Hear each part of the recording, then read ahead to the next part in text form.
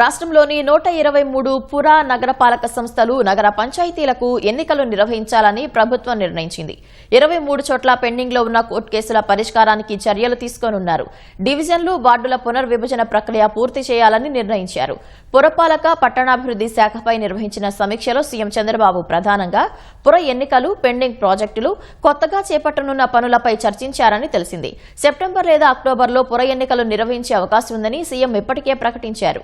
ఈ మేరకు పురపాలక శాఖ మంత్రి నారాయణ, ఆ శాఖ ఉన్నతాధికారులు ఎన్నికల నిర్వహణకు సన్నద్దత, అడ్డంకులుగా ఉన్న కోర్టు కేసులు తదితర వివరాలతో సమీక్షకు హాజరయ్యారు.